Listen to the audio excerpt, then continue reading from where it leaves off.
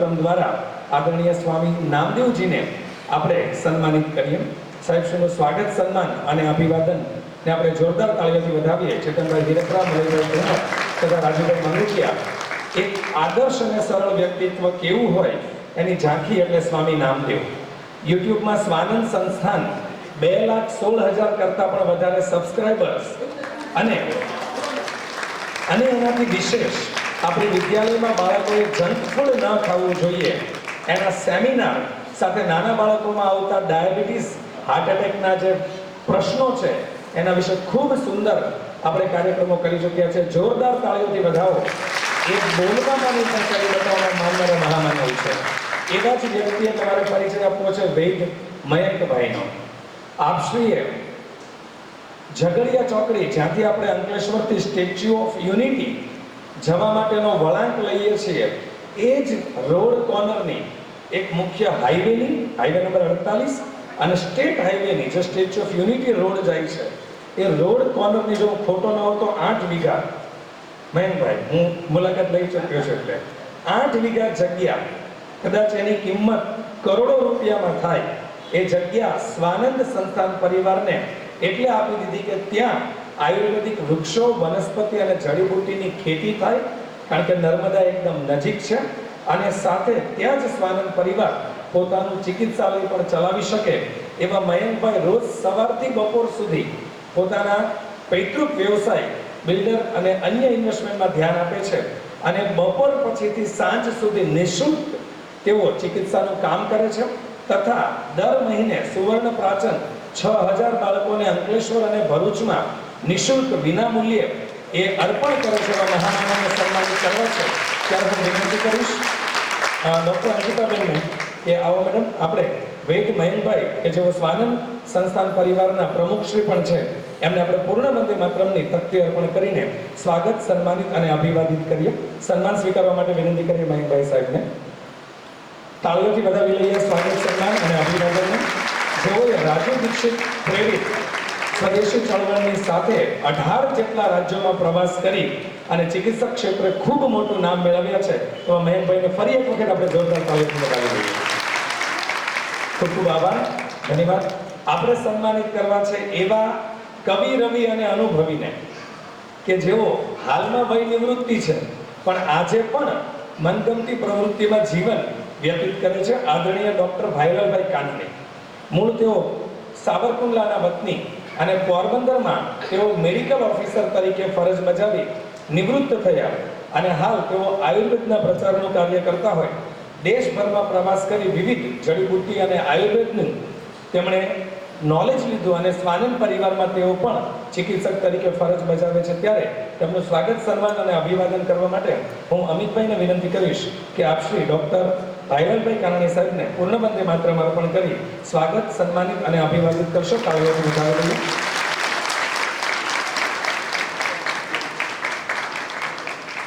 ખૂબ ખૂબ આભાર. આપણી વચ્ચે ઉપસ્થિત છે ડૉક્ટર અંકિતાબેન. પોતે ડૉક્ટર છે. ઉત્તરાણી હેલ્થ સેન્ટરમાં તેઓ સરકારી ફરજ બજાવે છે, પણ સરકારી પણ અસરકારી ફરજ બજાવવી દર અઠવાડિયે આપના બાળકોને અપાતી હિમોગ્લોબિન એટલે કે ફોલિક એસિડ, લોહીના ટકા વધારવાની ટીકડીઓ આપી જ જાય છે એવું નથી, બાળકો પીવે એનું પણ ફોલોઅપ લે છે. હમણાં જ બાળકોને વિટામિન એની ટેબ્લેટ આપવામાં આવી. સાથે સાથે બાળકોને કૃમિ ન થાય, ચહેરા પર કરોળિયા ના નીકળે એ માટે આલ્બેન્ડાઝોલ. શું કામ કે આપણે પ્રાકૃતિક ઉપચારથી દૂર છીએ, એટલે સ્ટેજ ઉપર એલોપેથી અને આયુર્વેદ બંને છે અને આપણે બંનેને સાથે ચલાવવાના છે, જેમ ઘરમાં પતિ પત્ની ચાલે એમ.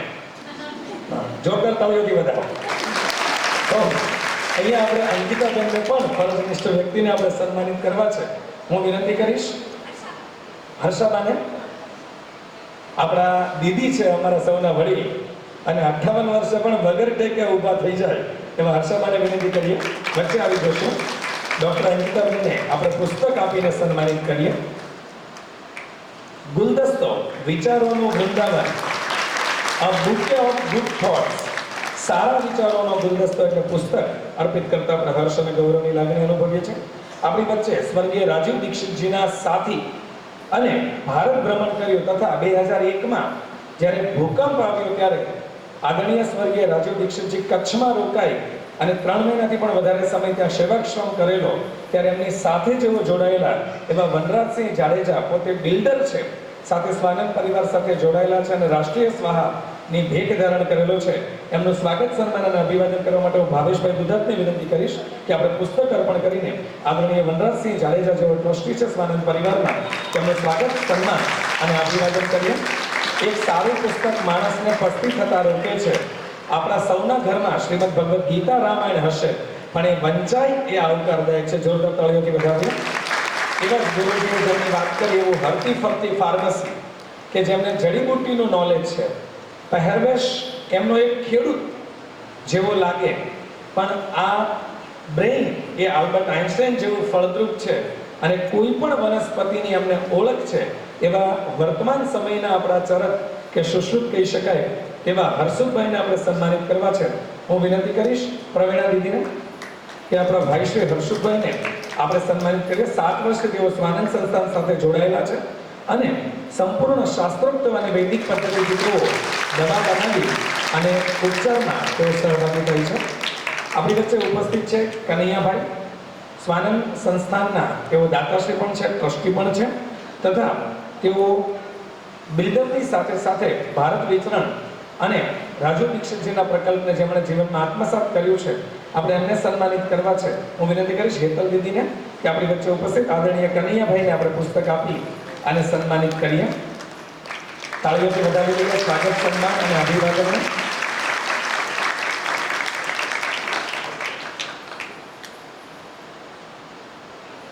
ખૂબ ખૂબ આભાર.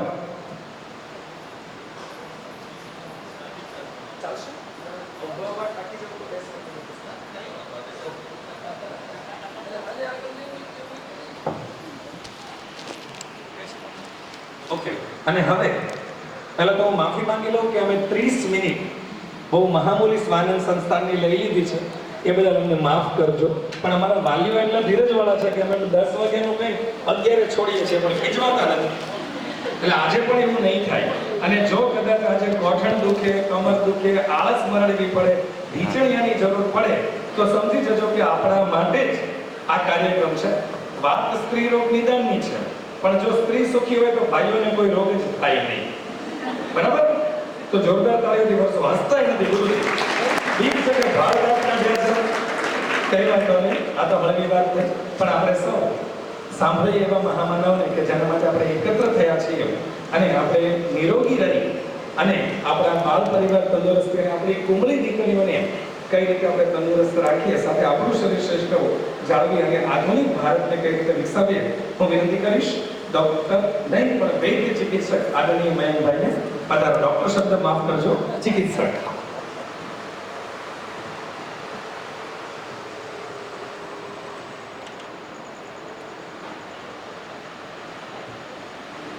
પહેલાં તો વંદે માતરમના જયઘોષ સાથે શરૂઆત કરીશું. વંદે વંદે વંદે ભારત માતા કી. શ્રી કૃષ્ણકુમારજી, મહારાજા શ્રી કૃષ્ણકુમારજીના પ્રાંગણની અંદર આપણે બધા ભેગા થયા છે. તે ચેતનભાઈ, ગુરુજી, શિક્ષક વર્ગ, બાકીના ભાઈઓ અને બહેનો, ભગવાનને પ્રાર્થના કરું કે બધાની તંદુરસ્તી મારા થકી મળે. તો હું પહેલાં ભગવાનને પ્રાર્થના કરીશ. સર્વેત્ર સુખિનઃ સંતુ, સર્વે સંતુ નિરામયા, સર્વે ભદ્રાણિ પશ્યંતુ, મા કશ્ચિત દુઃખમાત્ ભૂયાત. બહેનોનો વિષય છે, બહેનોની સંખ્યા પણ ખૂબ મોટી છે, પણ પહેલાં શરૂઆત કરીશ. રાજુભાઈએ આપણને જે સૂત્રો આપ્યા છે, રાજુભાઈના ગુરુજીએ રાજુભાઈને આપ્યા હતા ભાગવત ઋષિને. ભાગવત ઋષિએ જે આપણને 7000 સૂત્રો આપ્યા છે, તે 7000 સૂત્રોમાંથી પ્રમુખ સૂત્રો હું તમને કહીશ કે આપણે જીવનની અંદર જો પાડીશું તો તંદુરસ્ત રહી શકીશું કળિયુગમાં પણ. તો મૂળભૂત સૂત્રો તમને જણાવું.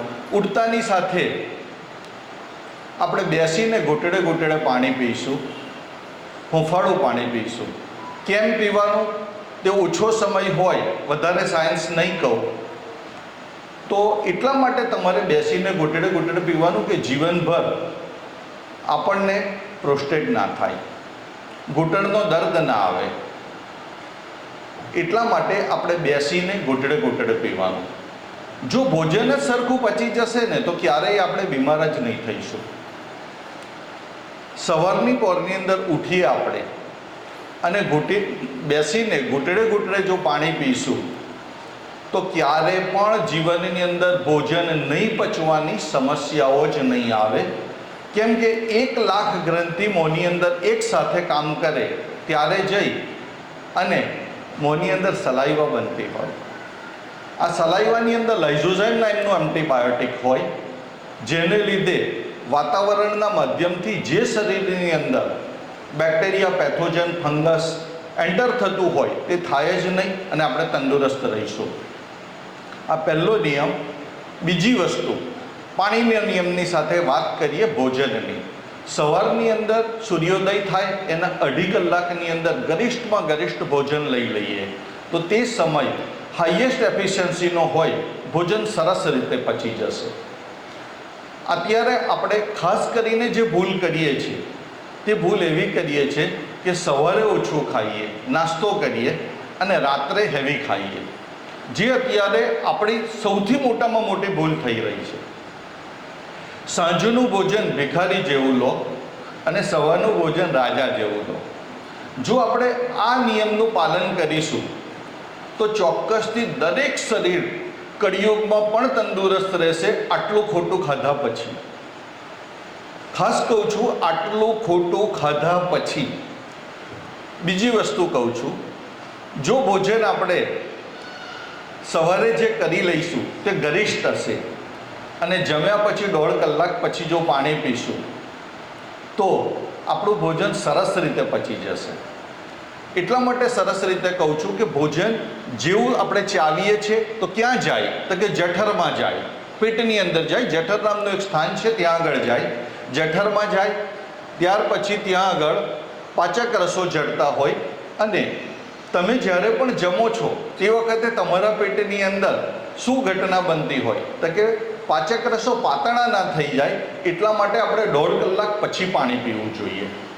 જે પેસ્ટ બનતી હોય અને પેસ્ટ પેટની અંદર પાચક રસોના માધ્યમથી બનતી હોય, છૂટતી હોય, પાચક રસોના મોલિક્યુલ્સની અંદર નાના નાના પાર્ટિકલ્સની અંદર એ પાચક રસો એન્ટર થતા હોય અને ત્યાર પછી જ્યારે આગળના અવયવની અંદર એ જતું હોય ભોજન તો તે વખતે તમારે 1.5 કલાક પછી ચોક્કસથી પાણીની આવશ્યકતા ઊભી થાય અને તે વખતે જો આપણે પાણી નાખી દઈએ તો આ ભોજન તમારું સારામાં સારી રીતે પચી જાય. તે વખતે જરૂરિયાત ઊભી થાય છે, આપણને બોડી માગે છે કે જો તે વખતે આપણે પાણી નાખી દઈએ તો ક્યારે પછી જરૂરિયાત ઊભી નથી થતી પાણીની. બહુ સરસ રીતે ભોજન પચી જતું હોય. આ પાણીના નિયમોની વાત કરી. સાંજે 1.5 કલાક પછી જ તમારે પાણી પીવાનું. જો જમતા પહેલાં તમારે પાણી પીવું હોય તો 42 મિનિટ પહેલાં પાણી પી શકાય ચોક્કસથી. અંતઃકરણ કહે એટલું આપણે 42 મિનિટ પહેલાં પાણી પી શકીએ. આ ભોજન અને પાણીના નિયમોની વાત થઈ. સાંજનું ભોજન સૂર્યાસ્ત પહેલાં જ જમી લો, કેમ કે તે વખતે શરીરના અવયવો રેસ્ટિંગ પોઝિશનમાં હોય અને એટલા માટે જ્યારે રેસ્ટિંગ પોઝિશનમાં હોય તો તે વખતે ભોજન જે આપણે લઈએ છીએ તે સરળતાથી પચી જાય. એટલા માટે ઓછામાં ઓછું લેવાનું છે અને જો ભોજન આપણે ખર્ચી શકતા હોય તો જ બીજી વખત ભોજન, ત્રીજી વાર ભોજન લેવાનો આગ્રહ રાખો. અત્યારની આપણી પોઝિશન એવી છે કે આપણે નાખ્યા જ કરે છે બોડીની અંદર, કામ નથી કરતા. બહેનોની ખાસ વાત કરું તો ઘરની અંદર કામ હોય, અત્યારે તો કામવાળી સાથે કામ કરતા હોય તો એ લોકોના ભાગ કંઈ નથી આવતું તો તે વખતે સવારમાં પણ નાસ્તો કરશે, ગરિષ્ઠ ભોજન લેશે, બપોરે ફરીથી ભોજન લેશે અને સાંજે પાછું લેશે. ભોજન પચતું જ નથી, સ્ટોરેજ જ થયા કરે છે, વધ્યા ડિપોઝિશન જ આવ્યા કરે છે, જેથી કરીને એમના શરીરની અંદર કોલેસ્ટ્રોલ ભેગું થશે, લીવર સ્ટોરેજ ઊભું કરશે અને ભોજન નથી પચતું, આપણે ઓબેસિટીના પેશન્ટ બની જઈએ. તો આ મૂળભૂત રીતે આપણા શરીરની અંદર બનતી ઘટનાઓ છે. ત્યાર પછી આપણે શું કરીએ? જે ભોજન ભાગવત ઋષિએ એક બહુ સરસ સૂત્ર આપણને કહ્યું છે, જે ભોજન બનાવવાની અંદર સૂર્યનો પ્રકાશ અને હવાનો સ્પર્શ ના થાય તે ભોજન વિષ સમાન છે. આપણને આવું કહ્યું છે. તો અત્યારે આપણે શામાં ભોજન બનાવીએ? મેક્સિમમ માણસો પ્રેશર કુકરમાં ભોજન બનાવે તો તેની અંદર વિષ જ નિર્માણ થશે અને એને લીધે જ ડાયાબિટીસ આવી રહ્યું છે. સાચી વાત કરું, જો દાળને અમે લોકોએ ટેસ્ટ કરી છે, જે દાળ આપણે હાંડીની અંદર બનાવીએ છીએ, ભગોલાની અંદર બનાવીએ છીએ, તેને ધારો કે લેબોરેટરીની અંદર ટેસ્ટ કરવા મોકલીએ તો આપણને ખબર પડશે કે એની અંદર ફક્ત ને ફક્ત 60% પ્રોટીન મોજૂદ મળે છે, બાકીનું બધું રપચડ થઈ જાય છે, ડિફોર્મેશન આવી જાય છે. તો આપણે કેટલી વખત ખાવાનું ખાઈશું? 15 વખત ખાવાનું ખાઈશું ત્યારે જઈને એક વખત દાળના પ્રોટીન મોજૂદ મળશે. આપણે ભોજનની પ્રોટીનની પૂર્તિ માટે જ આપણે ભોજન કરીએ છીએ, જેથી કરીને આપણા શરીરની અંદર શક્તિની જરૂરિયાત પૂરી થાય. પણ આપણે શું કરીએ? 15 વખત આપણે જ્યારે દાળ ખાઈએ ત્યારે આપણે શક્તિની જરૂરિયાત પૂરી થાય છે.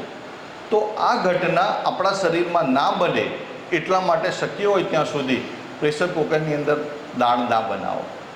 કોઈ પણ ભગોલાની અંદર બનાવો, માટીની હાંડી અંદર બનાવો, કોપરના વાસણની અંદર બનાવો, પિત્તળના વાસણની અંદર બનાવો, જર્મન સિલ્વરની અંદર બનાવો, છેલ્લે કંઈ ના હોય તો સ્ટેનલેસ સ્ટીલમાં બનાવો, અને એલ્યુમિનિયમની અંદર તો ના જ બનાવો. હેવી મેટલ છે, 0.50 ppm 0.05 ppm જેટલી માત્રા પણ જો એલ્યુમિનિયમની બોડીની અંદર જશે તો એ પેશન્ટને અસ્થમા થશે ને થશે જ. એ અસ્થમાનો પેશન્ટ બનશે જ. એટલા માટે તો ગરીબ લોકોની અંદર અત્યારે જે પ્રમાણ આવ્યું છે કામ કર્યા પછી પણ, તો એ લોકોને સૌથી વધારે અસ્થમા થયો છે. તો આપણે શક્ય હોય ત્યાં સુધી એલ્યુમિનિયમના વાસણો ના વાપરીએ. અત્યારે પાણીની સાથે વાત કરી લઈએ. કયા સિઝનમાં કેવું પાણી વાપરવું જોઈએ? તો ઉનાળાની સિઝન હોય તો તે વખતે આપણે માટીના વાસણની અંદર મૂકેલું પાણી વાપરી શકીએ છીએ.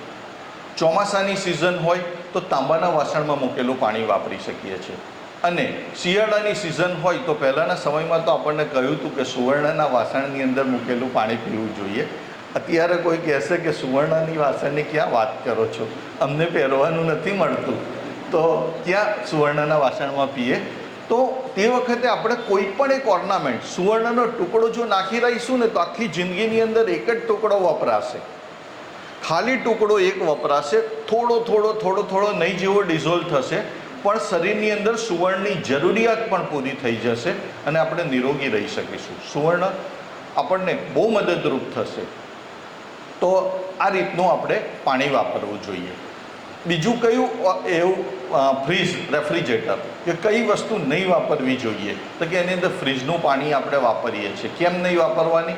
બહેનોની વાત કરતાં સાથે બીજી બેઝિક વસ્તુ છે તે થોડી કહી દેવાનું ઉચિત સમજું છું, એટલા માટે હું કહું છું. ફ્રીજનું પાણી ના વાપરીએ. કેમ ના વાપરીએ? બોડીની અંદર ઇન્ટરનલ ટેમ્પરેચર 37.5 ડિગ્રી છે. આપણે પાણી ધારો કે 5 થી 8 ડિગ્રીનું પેટની અંદર ફ્રીજનું નાખીએ છીએ તો તે વખતે શરીરના ઓર્ગન ઉપર જે બ્લડનો ફ્લો જવો જોઈએ તે ફ્લો નથી જતો. એને લીધે શરીરના એ અવયવને તે સમય પૂરતું બ્લડ નથી મળતું. એટલા માટે તે અવયવ નબળા પડશે.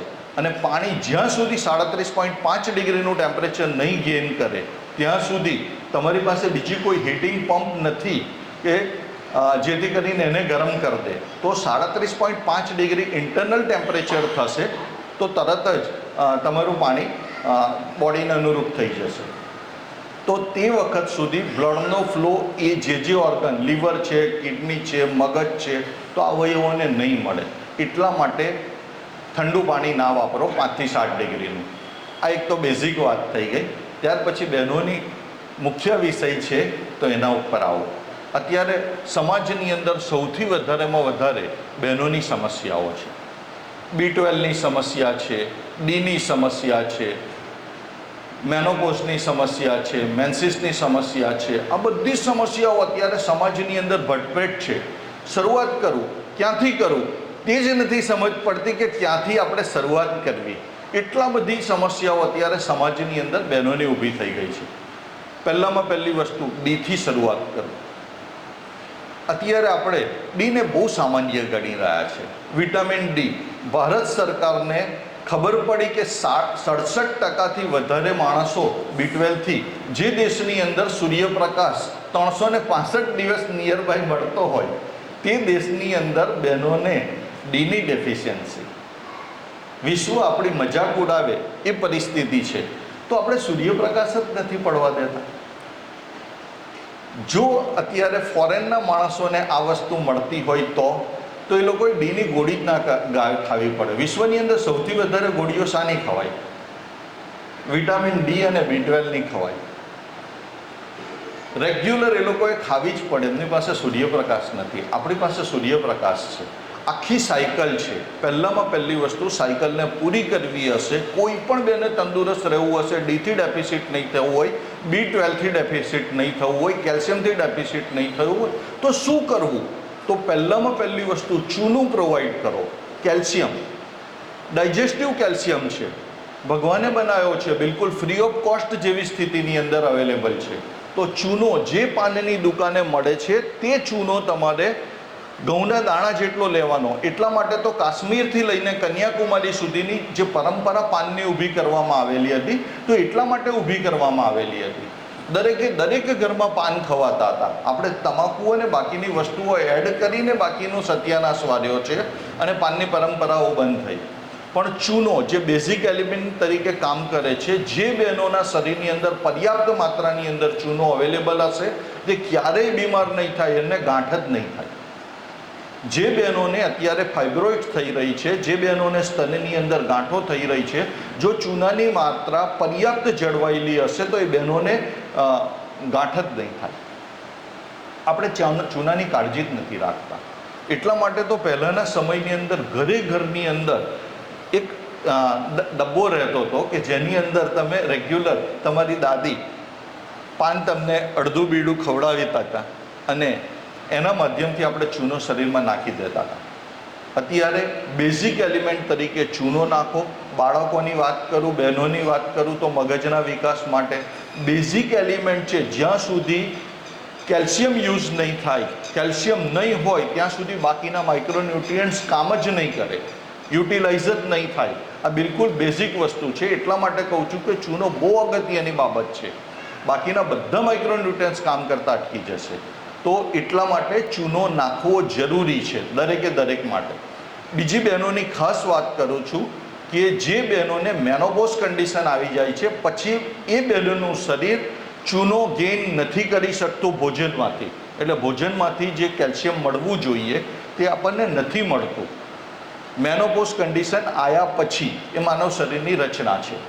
તો તે વખતે સપ્લિમેન્ટ તરીકે તમારે કેલ્શિયમ કમ્પલસરી નાખવાનો, નહીં તો એ શરીરની અંદર હાડકાનો ઘસારો આવશે ને આવશે. બીજી વસ્તુ ખાસ અગત્યની કહું છું, માલિશ કરીને સૂર્યપ્રકાશમાં બેસો. બહુ નાની વાત છે, પણ જે બહેનો માલિશ કરીને સૂર્યપ્રકાશમાં બેસશે તે ક્યારેય ડીથી ડેફિસિટ નહીં થાય. તમે કદાચ દરિયા કિનારે જોશો ને તો ફોરેનની મહિલાઓ અત્યારે આવી અને બિકિનીઝ વેર્સની અંદર દરિયા કિનારે બેઠેલી તમને જોવા મળશે. તમે એવું ના માનો કે એ લોકો આપણી પાસે સામે આ રીતે એમ જ આવે છે. એ લોકોની જરૂરિયાત છે કે થોડા સમયની અંદર એ લોકોએ સૂર્યપ્રકાશ મેળવી લેવો છે. એટલા માટે તિલની માલિશ કર્યા પછી જો સૂર્યપ્રકાશ લેશો તો એની અંદર મેગ્નેશિયમની હાજરીની અંદર ઉદ્દીપક તરીકે કામ કરશે અને બોડીની અંદર વિટામિન ડી મેળવી લેશે. D1 D2 કરીને આખો પ્રોસેસ છે અને ત્યાર પછી ડી જનરેટ થતું હોય તો આ ડી મળી જશે. ત્યાર પછી B12ની સાયકલ છે. અત્યારે આપણે B12ના ઇન્જેક્શનો લઈ જ રાખીએ છીએ અને આપણને કોઈ પણ ડૉક્ટર એવું કહેશે કે B12ના ઇન્જેક્શનો લઈ લો, B12 ડેફિસિટ છે. મને આશ્ચર્ય થાય છે કે ક્યારેય કોઈ ડૉક્ટર હોય, કોઈ પણ બહેન હોય કે ભાઈ હોય, હું કોઈનો વિરોધી નથી, બધા સાથી છે, પછી બી તમને કહું છું કે ડૉક્ટરોએ આપણને ક્યારેય એવું નથી કીધું કે આખી સાયકલ પૂરી નહીં થાય જ્યાં સુધી તમે B12નું આખી સાયકલ પૂરી નહીં કરો. ઇન્જેક્શન આપશો તો જેટલા દિવસ ઇન્જેક્શન લેશો ત્યાર પછીના દિવસોની અંદર B12 હતું તેવું થઈ જશે અને એની સાઈડ ઇફેક્ટ તમારે ભોગવવી પડશે. પણ નેચરલ જો B12 ગેઇન કરવું હશે તો તમે સતાવરી, અશ્વગંધા, સાંકળ અને ગોખરું આ 4 વસ્તુ ભેગું કરી અને જો સૂર્યપ્રકાશ પડવા દેશો, કેલ્શિયમ મેળવશો શરીરની અંદર, તો એને 15 દિવસની અંદર દેશી ગાયના દૂધ સાથે લેશો તો તમને B12 મળી રહેશે. એનાથી ફાસ્ટેસ્ટ ગેઇન કરવું હોય તો બકરીના દૂધ સાથે લો. બકરીના દૂધ સાથે લેશો તો 10 દિવસની અંદર B12 બોડી ગેઇન કરી લે છે. ધ્યાન રાખજો, આખી સાયકલ છે. મેજોરિટી શરીર જે માંદા થઈ રહ્યા છે બહેનોના, તેની અંદર B12નો બહુ મોટો રોલ છે. જે પણ બહેનોને પિંડી દુખે છે, પગ દુખે છે, શરીર કળતર કરે છે, આ બધી બીમારીઓની અંદર B12 કારણભૂત છે ને છે. કેલ્શિયમ તો છેલ્લે કારણભૂત કદાચ બનતું હશે, પણ B12 તરત જ ઇફેક્ટ બોડી ઉપર આપી દે છે. બહેનોને ખ્યાલ નથી આવતો, ડૉક્ટર પાસે ચક્કર કાઢ્યા કરે છે અને પછી ખબર પડે છે કે શરીરમાં B12 ઉણપ છે. B12ની ઉણપ આવશે, ઇન્જેક્શન લેશે, પણ ઇન્જેક્શન જેટલા દિવસ લેશે, જેટલા દિવસની સાયકલ હશે, તેટલા દિવસની સાયકલ પૂરી થશે એટલે તરત શરીર હતું તેવું થઈ જશે.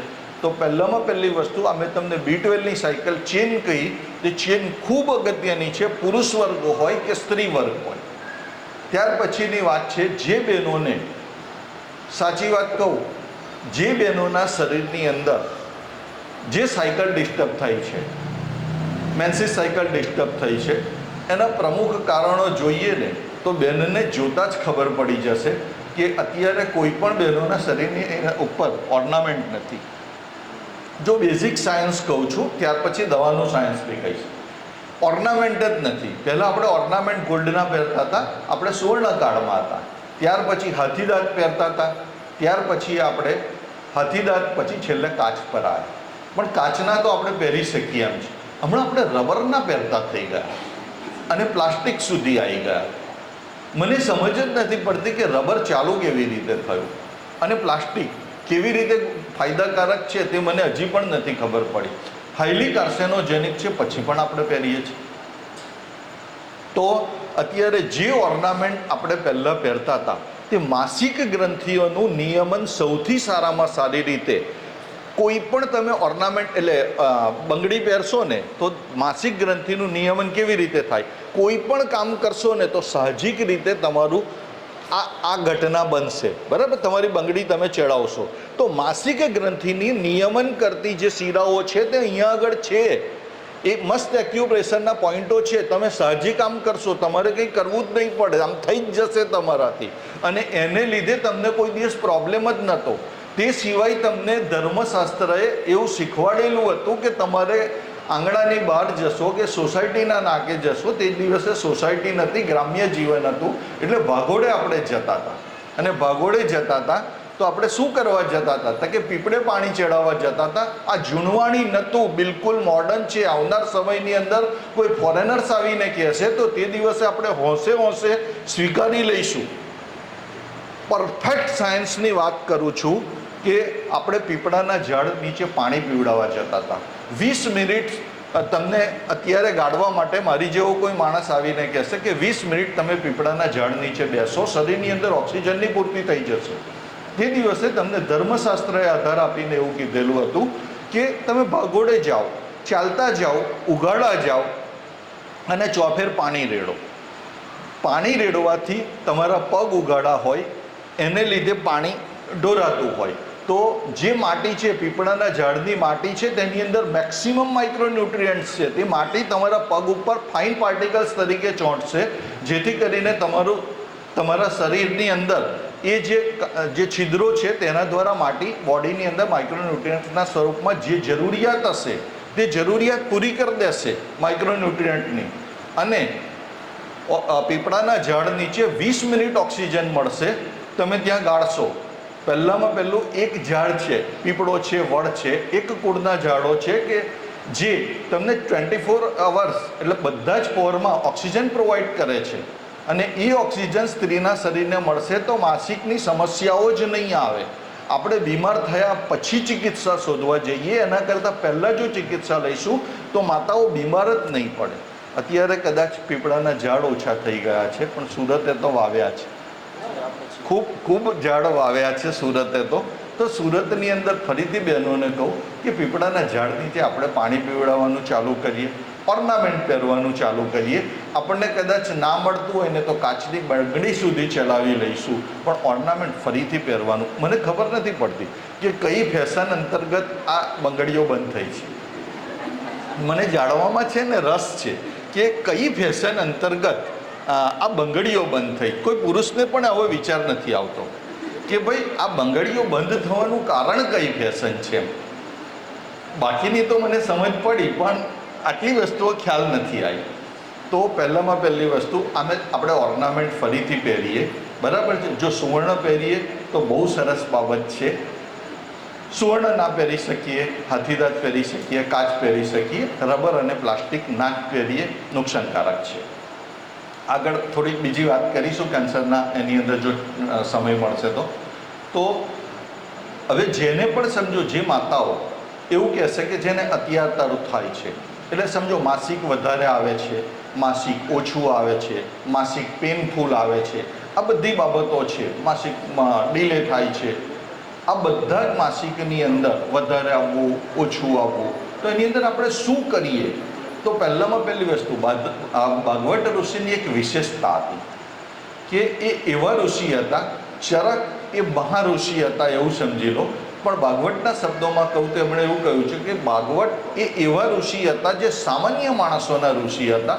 એમણે એવી ઔષધિઓ બતાવી છે કે જે દરેક માણસ વાપરી શકે. કદાચ ચરકે એવું વિચાર નથી કર્યો કે આ ભસ્મ છે, આ હિમાલયમાં થાય છે, એ ગમે ત્યાં થાય તો ટોટલ શાસ્ત્ર એમણે બતાવ્યું. જ્યારે ભાગવત ઋષિ એ સામાન્ય માણસોના ઋષિ હતા. એમણે એ જ ઔષધિઓને પ્રાધાન્ય આપ્યું છે કે જે ઔષધિઓ સામાન્ય માણસોને મળી રહી. એટલા માટે હું અહીં પહેલામાં પહેલી વસ્તુ તો એ વનસ્પતિઓને તમને બતાવવા માટે કોશિશ કરું કે જે સામાન્ય વર્ગ મેળવી શકે. આ બધી બાબતો પહેલાં શરૂઆત કરું કે જેને માસિક નથી આવતું, માસિક વહેલું એટલે પીસીઓડી આપણે કહીએ મોડર્ન, એની અંદર આપણે વાત કરીશું તો એ રીતે વધારે સારું રહેશે. અત્યારે પીસીઓડીની બહુ સમસ્યા છે, ફેબ્રોઇડ થાય છે, પીસીઓડી થાય છે. તો જનરલી છે ને બહુ ગુજરાતી કરવા જાઉં છું ને તો હવે નથી મજા આવતી, પણ તોય આપણે એને જ પ્રાધાન્ય આપવું પડે એવું છે. તો પીસીઓડીની સમસ્યાઓ જે છે તેના માટે આપણે વાત કરી લઈએ. જે બહેનોને બહુ જ દુઃખ એટલે પેઇનફુલ આવે છે, એની અંદર પણ 3 વસ્તુ બને છે પીસીઓડીની અંદર. થવાના કારણો તમને કહું છું. પહેલામાં પહેલી વસ્તુ, જે થવાના કારણો છે તેની અંદર જે લોકો ઋતુચર્યા દિનચર્યાનું પાલન નથી કરતા. ઉદાહરણ તરીકે તમને આપો, ધારો કે સંયમ નથી પાડતા, પહેલામાં પહેલી વસ્તુ તેની પણ વાત કરું. જે લોકો વેગને રોકે છે તેની વાત કરું. ઉદાહરણ સાથે આપું, જે ભોજનની અંદર દહીંનો ઉપયોગ કરે છે, દહીં ખાય છે, બરાબર, દિવસે સૂઈ જાય છે, તે બહેનોને પીસીઓડી થવાની મેક્સિમમ સમસ્યાઓ છે. ખાલી કોઈ માર્ક કરજો, આપ બિલકુલ બહુ ડિટેલ માર્કિંગ લીધું છે એટલા માટે તમને કહું છું. જે લોકો દિવસે સૂઈ જાય છે, જે લોકો ક્ષાર ખાય છે, ક્ષાર એટલે આપણે અત્યારે ક્ષારની ફોર્મમાં શું ખાઈએ? ચવાણા ખાઈએ. ધારો કે ભૂસું ભજીયા ખાઈએ, ચવાણા ખાઈએ, પડીકા ખાઈએ, તેની અંદર આપણે ક્ષાર લઈએ છીએ. બજારની અંદર આપણે ફાફડા ખાઈ લઈએ, બરાબર, તો ફાફડાની અંદર તમે બહેનોએ ક્ષાર નાખેલો છે, સોડા. Yes, exactly. તો સોડા નાખેલો છે. આ સોડા બોડીની અંદર ઘણું બધું નુકસાન કરે છે. તો જે લોકો ક્ષાર ખાય છે, જે લોકો દહીં ખાય છે, જે લોકો દિવસે સૂઈ જાય છે અને મોડા ઉઠે છે, જે બહેનો લેટ ઉઠે છે, આ લોકોને પીસીઓડીની સમસ્યા થઈ શકે છે. મેક્સિમમ બહેનોને થઈ શકે છે. જે 4 વસ્તુ નથી કરતા તેને બહુ જ ઓછામાં ઓછી થાય. બીજું એક કારણ કહું છું, જે બહેનો વેગને રોકે છે. વેગને રોકો એટલે આવેગને રોકવો. ધારો કે પેશાબ લાગ્યો, ભાઈ અહીંયા સ્વચ્છતા નથી, હું તો ઘેર જઈને જ પેશાબ કરીશ. આવી બધી બહેનોની ટેન્ડન્સી છે. તો જે બહેનો પેશાબ રોકે છે તે લોકોને પીસીઓડી થવાની સમસ્યા મેક્સિમમ થશે. માસિક લંબાવવા માટે જે લોકો ગોળી લે છે, પિલ્સ લે છે, ટેબ્લેટ લે છે કે ભાઈ ચલો મારા ઘરે કોઈ પ્રસંગ છે કે જેથી કરીને હું પિલ્સ લઉં છું અને માસિકને અટકાવું છું. જે લોકો પેઇન કિલર તરીકે અતિશય દુઃખ આવવાથી પેઇન કિલર લઈ લે છે, અત્યારે જે મોડર્ન યુવતીઓ છે તે પેઇન કિલર લે છે, તો એ પેઇન કિલર લેવાથી પીસીઓડીની સમસ્યા આવે છે. તો આના કારણે અત્યારે આવે છે. તો થાય છે શું પીસીઓડીની અંદર? વધારે પડતું બ્લીડિંગ આવે છે, કોઈકને બિલકુલ નથી આવતું બ્લીડિંગ. તો બ્લીડિંગ આવે સાહજિક બાબત છે, 5 દિવસ આવવું જોઈએ, 6 દિવસ આવવું જોઈએ, એ નેચરલ ક્રિયાઓ છે. પણ જ્યારે નથી આવતું, જેનો સ્વભાવ ચીડિયો થઈ જાય, જેને 6 મહિના સુધી બ્લીડિંગ નહીં આવે, તો આ બધી સમસ્યાઓ એની જ છે. તો એની અંદર આપણે શું કરીએ જેથી કરીને આપણે બચી શકીએ? તો વાતપિત્ત કફથી તમને સમજાવવા માટે કોશિશ કરું તો વાતપિત્ત અને કફમાં જેને પણ સમજો પિત્ત છે તેના શરીરની અંદર ગરમી લાગશે તમને. પહેલામાં પહેલી વસ્તુ, જેને સમજો કફથી આવૃત છે તેના શરીરની અંદર ઠંડક લાગશે, અને જે લોકો વાયુથી પીડિત છે તેને પેઇન વધારે આવશે. તો આ વાતપિત્ત કફથી તમને સમજાવવા માટે કોશિશ કરી. ઓકે, દવાની અંદર શું કરીએ આપણે? પહેલામાં પહેલી વસ્તુ, સ્થાન કયું છે? તમારું જે સ્થાન છે તે નાભીની નીચેનું સ્થાન છે, એ વાયુનું સ્થાન છે. એ સ્થાન વાયુનું છે, એના ઉપર કફનું આવરણ થઈ જાય છે. એને લીધે કફનું આવરણ થવાથી ત્યાં અટકાવ આવે છે, જેને લીધે શરીરમાં તકલીફ થાય છે. તો આપણે સૌથી પહેલામાં પહેલી વસ્તુ, આપણે શતાવરીનો ભરપેટ ઉપયોગ કરવો છે, અને શતાવરીનો ઉપયોગ કરીએ છીએ. બધી બહેનોને ખબર પડી ગઈ છે કે શતાવરીનો ઔષધિ તરીકે ઉપયોગ કરવો જોઈએ. પણ હું તમને ફરીથી કહું છું કે શતાવરીનો ઉપયોગ કરતાં પહેલાં સૌથી પહેલામાં પહેલાં તમે કુમારીનો ઉપયોગ કરજો. જો પિત્તની સમસ્યા હોય તો કુમારી એટલે કે એલોવેરા, કુંવારપાટુનો તમે ઉપયોગ કરશો તો તમારા માટે ખાલી 20 ml કે ખાલી પલ્પ 1 ચમચી તમે ખાઈ લેશો તો તમારો પિત્તજન્ય જે તમારી માસિક સ્ત્રાવ છે તે સોલ્વ થઈ જશે, બંધ થઈ જશે. જેને બહુ જ વધારે પડતું માસિક આવે છે તો સમજો કે એ પિત્તજન્ય માસિક છે, તો તેની અંદર કુમારીનો ઉપયોગ કરો. ત્યાર પછી સમજો કે તમે હળદરનો ઉપયોગ કરી શકો. તમને ફરીથી કહું છું, હલ્દીનો ઉપયોગ કરી શકો. ત્યાર પછી બિલ્વનો ઉપયોગ કરી શકો. બિલ્વ એટલે કાચું બીલું. જે બીલું તમે શિવજીના મંદિર એટલે શિવજીના મંદિરની આંગણની અંદર જે બીલીનું ઝાડ હોય છે તે બીલાનો ઉપયોગ કરશો તો તે તમારા માસિકને જડમૂળથી મટાડી શકશે. તો બિલનો ઉપયોગ કરશો. ત્યાર પછી તમારા ઘરની અંદર સૌથી સારામાં સારી એક વનસ્પતિ છે કે એક વસ્તુ છે જેનો તમે ઉપયોગ કરો છો, વડિયાળી. વડિયાળી સૌથી સારામાં સારી તમારા માસિકને કંટ્રોલ કરવા માટે જરૂરી છે. અને એના પછી છે તજ, તમારા કિચનની વસ્તુ. તમારા તજનો ઉપયોગ કરશો, તમારા કિચનની અંદર છે, એનો ઉકાળો કરીને જો ઉપયોગ કરશો તો તે તમારા બધા જ પ્રકારના માસિકની સમસ્યાઓનું સમાધાન લાવી દેશે. તો આ માસિકની જેટલી સમસ્યા છે તેની અંદર ખાલી રસોડાની ઔષધિઓ, તે સિવાય તમારી પાસે શતાવરી ફલદ્રુજ છે, કુમારી આસવ છે, અશોકારિષ્ટ છે. આ બજારમાં તૈયાર ઔષધિઓ ભરપેટ મળે છે જેનો તમે ઉપયોગ કરી શકો છો. પણ પહેલામાં પહેલી વસ્તુ મેં તમને કીધું, જો વાતપિત્ત કફને તમે સમજી અને તમે એને દૂર કરશો તો તમે જડમૂળમાંથી તમે અટકાવી શકશો. હવે તમે મને એવું કહેશો કે જેને કન્ટિન્યુઅસ બિલકુલ લોહીવા છે, એટલે વધારેમાં વધારે બ્લડ આવ્યું છે, બંધ જ નથી થતું, તો તેને તત્કાલ બંધ કરવું હોય તો તમે શું કરી શકો?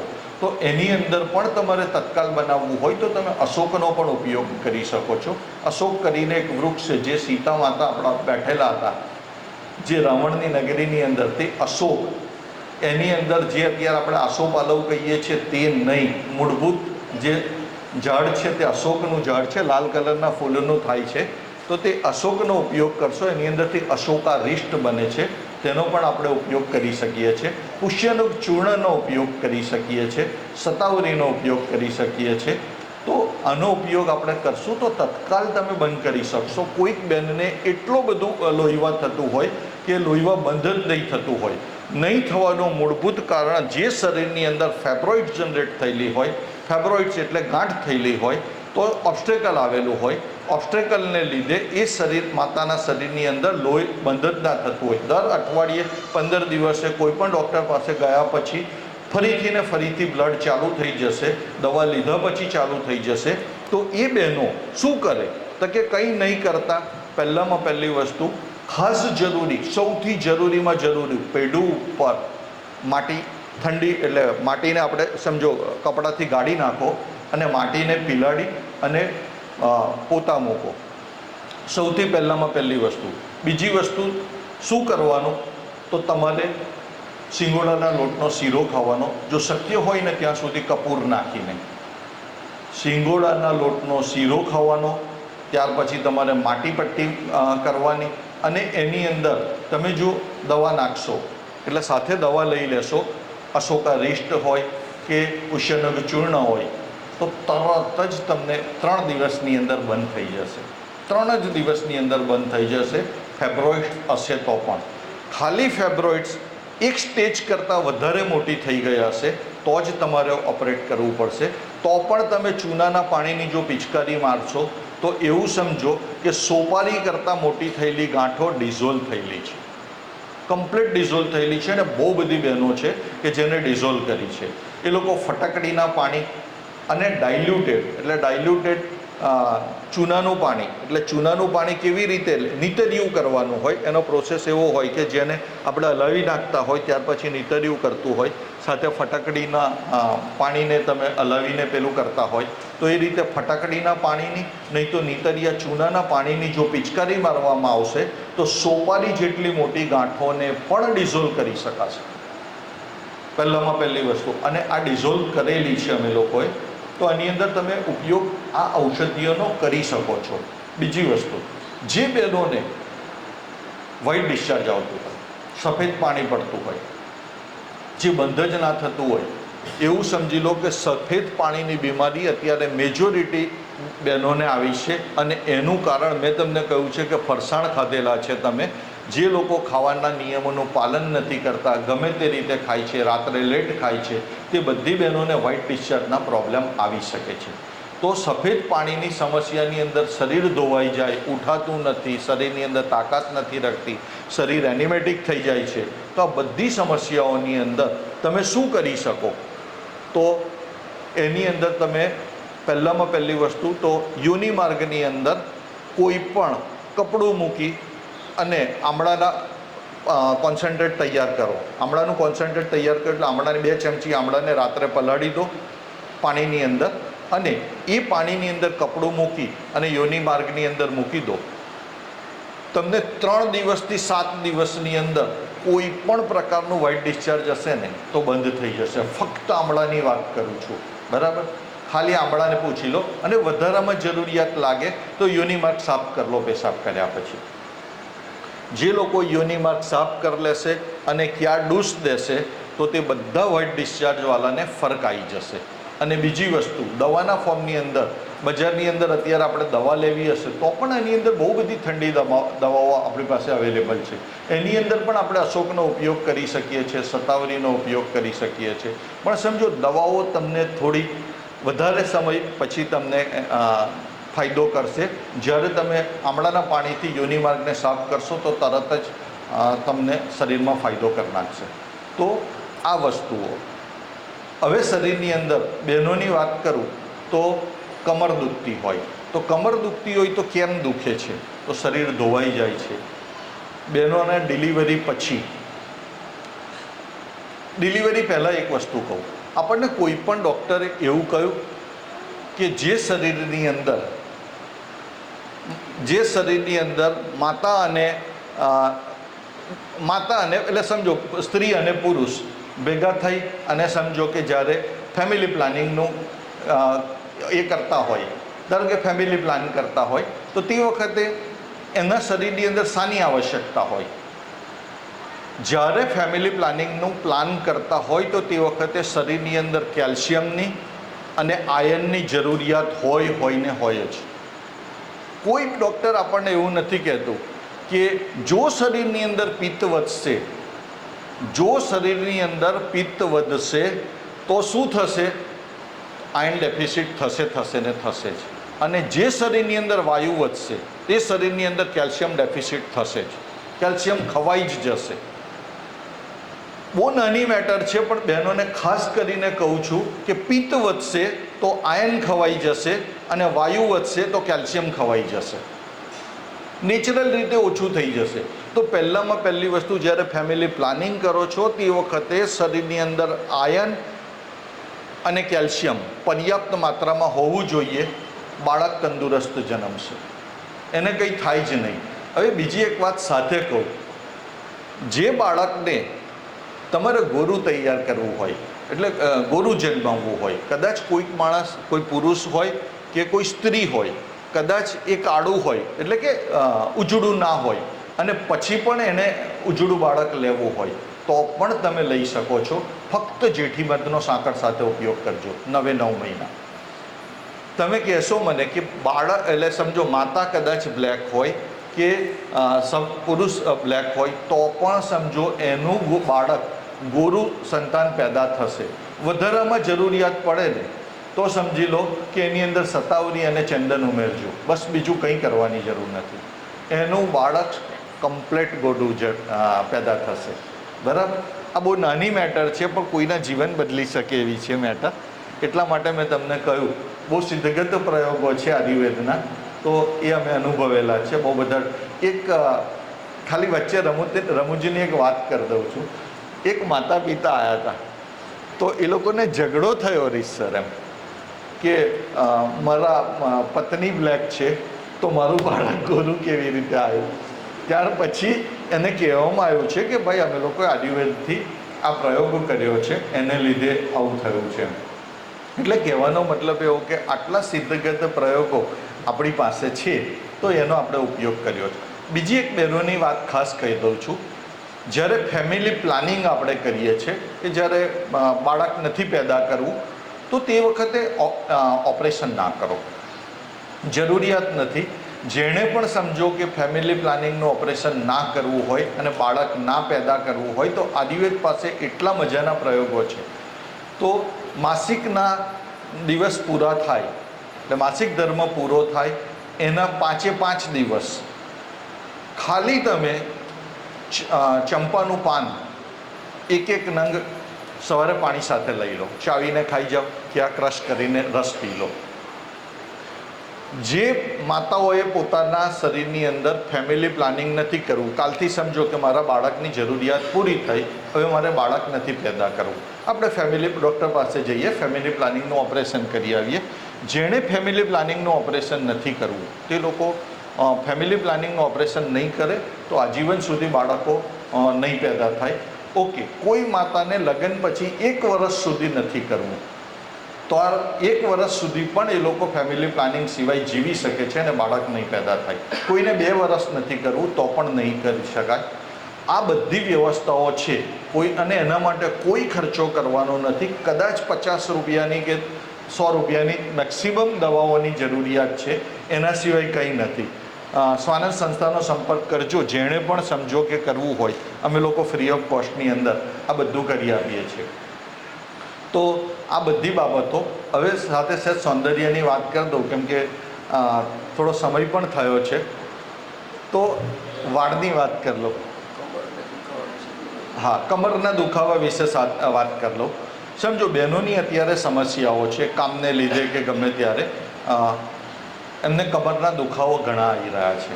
તો જે પણ બહેનોને કમરના દુખાવો હોય તે લોકો પહેલાં પેટ સાફ કરે, પેટ સાફ કરે, ત્રિફળાનો ઉપયોગ કરે કે હરિધકીનો ઉપયોગ કરે અને પેટ સાફ કરી નાખે. તો પેટ સાફ કરવાથી પણ ઘણી બધી સમસ્યાનું સમાધાન આવશે. ત્યાર પછી માલિશ કરી અને સૂર્યપ્રકાશમાં બેસે. ઋતુ પ્રમાણે તમને કહું તો જ્યારે શિયાળાની ઋતુ ચાલતી હશે તે વખતે ગંઠોડા અને મધનો ઉપયોગ કરે. ગંઠોડા અને મધ સવારથી સાંજ, એટલે સવાર અને સાંજ 2 વખત ચાટીને ખાઈ લે તો એના શરીરની અંદરથી વાયુનું બહુ સારી રીતે શમન થશે.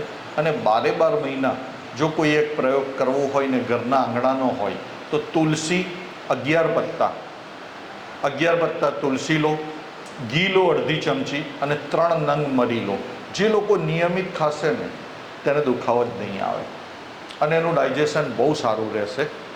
ધ્યાન રાખજો, ફરીથી કહું છું, તુલસી 11 પત્તા આખા 12 મહિના સુધી સવારે ઉઠીને પહેલી પ્રસાદી તરીકે આંગણાની તુલસીનો ઉપયોગ કરો.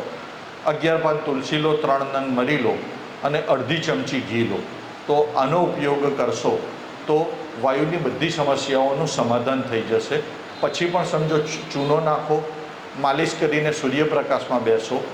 આંગણાની અંદર આપણી પાસે જે વનસ્પતિ છે પારિજાત, તો પારિજાતના 5 પાનનો ઉકાળો કરીને પીવું. જે પણ સમસ્યાઓ છે તેનું સમાધાન થઈ જશે. બીજી એક વાત ખાસ કહી દઉં સાથે, આમ વાત જે છે, આમ વાતની અંદર 80 પ્રકારના રોગ વાયુના બતાવ્યા છે. એની અંદર એક જ આમ છે. 89 રોગની અંદર તમે વાયુનો એટલે તેલનો ઉપયોગ કરી શકો છો, માલિશનો ઉપયોગ કરી શકો છો, પણ આમની અંદર કરી નથી શકતા.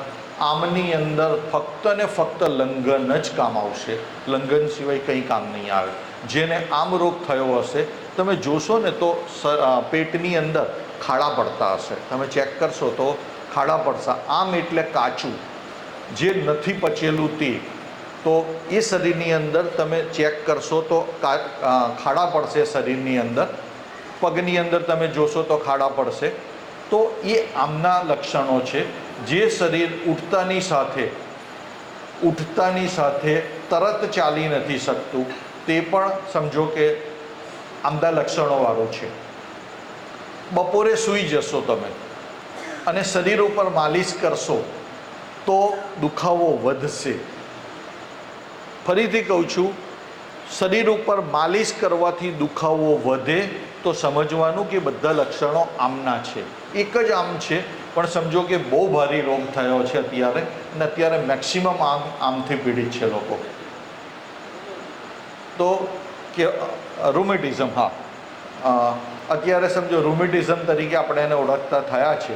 તો આમ તરીકે આપણે ગુજરાતીની અંદર આમ કહીએ છીએ. તો આ શરીરની અંદર દુખાવા માટે ખૂબ જરૂરી છે કે શું કરીએ તો કે લંઘન કરીએ. દાડમના રસ ઉપર તમે રહીએ. સવારમાં દાડમનો રસ લઈ લઈએ, બપોરે શક્ય હોય તો સરગવાનો બાફલો લઈ લઈએ અને સાંજે મગનું પાણી પી લઈએ. આખો દિવસ દરમિયાન સૂંઠનું ઉકાળેલું પાણી જ પીયા કરીએ અને સાંજે સૂતી વખતે સૂંઠના ઉકાળાની અંદર 1 ચમચી દિવેલ નાખીને આપણે પીએ તો આનાથી આમ નથાશે.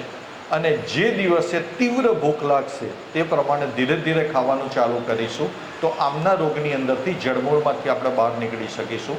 નહીં તો આમ ક્યારેય મટે નહીં. પણ આ રીતે કરશો તો તમે સંપૂર્ણપણે આમની અંદરથી તંદુરસ્ત રીતે બહાર નીકળી શકશો. તો સાથે એક વાળની વાત કરી લઉં છું. જે બહેનોની ખાસ સમસ્યા છે કે વાળ બહુ ખરે છે. બધી બહેનોની સમસ્યા છે. ખાસ તો શરીરની અંદર વાળ ખરે છે તેની અંદર સાથે ખોળો પણ લઈ લઉં છું. બરાબર છે કે ખોળો પણ જે શરીરની અંદર ખોળો થાય છે, તો ખોળો કેમ થાય તો કે શરીરમાં કૃમિને લીધે ખોળો થાય. ફરીથી કહું છું, તમે એવું કહેશો કે અમે આટલા મોટા થયા અને અમને કૃમિ થયા છે, પણ જેના શરીરની અંદર ખોળો થયો તેના શરીરની અંદર કૃમિ છે ને છે. તો એ લોકો શું કરે?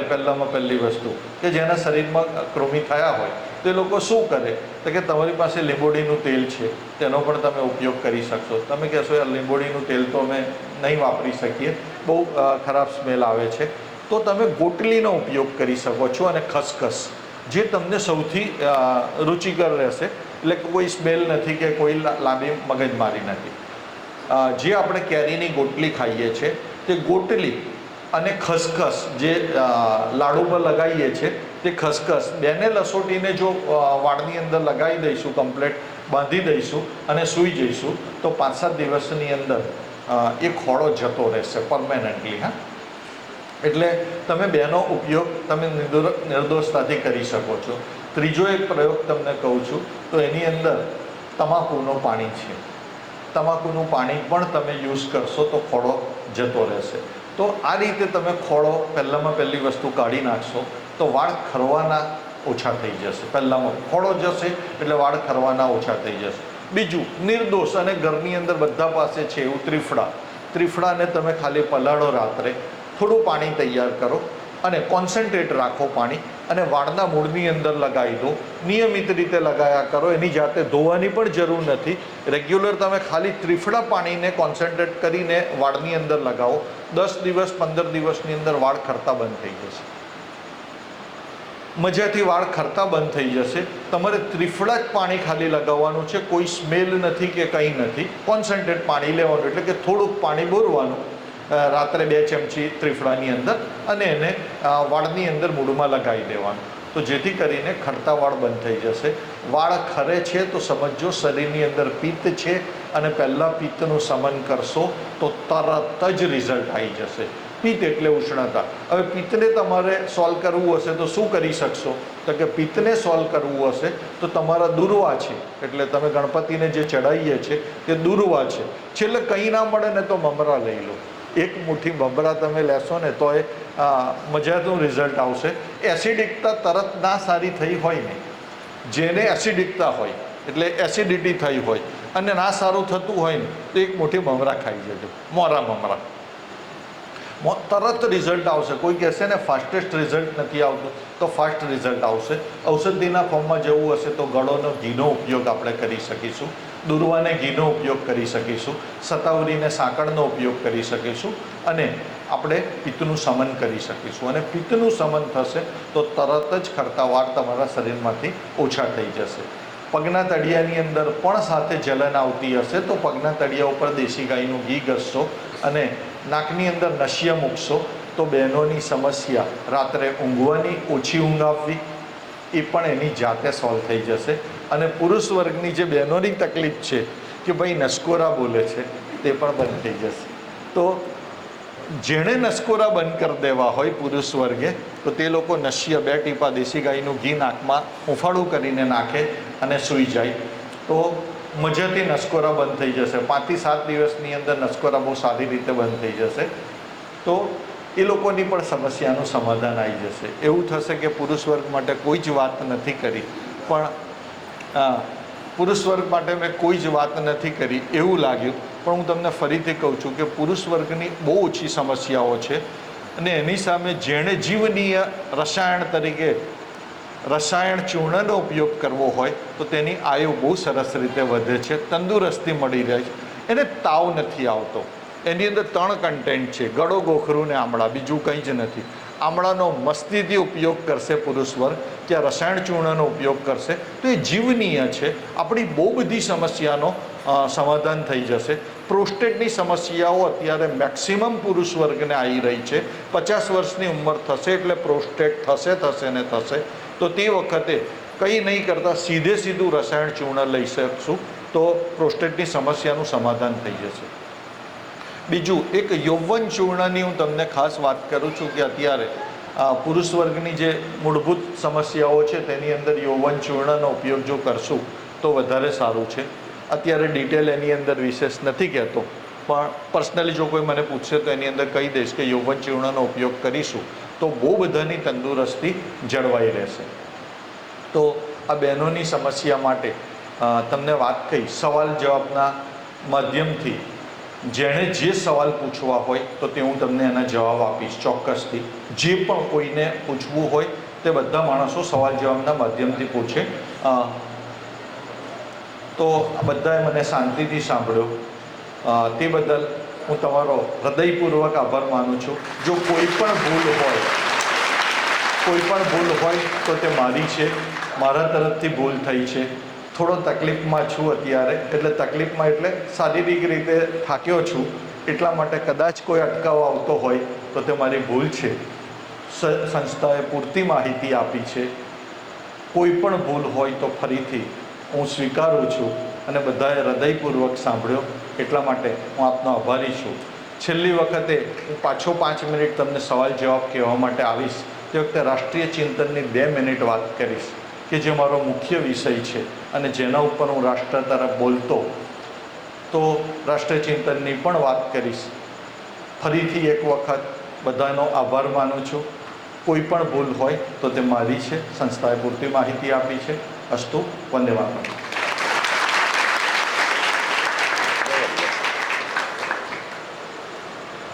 એક યુવાનને શરમાવે એટલા સમયથી ખડે પગે ઊભા છે. એકવાર એના માટે જોરદાર તાળી. અને આપણે સમજો રસોડાની મહારાણી છીએ.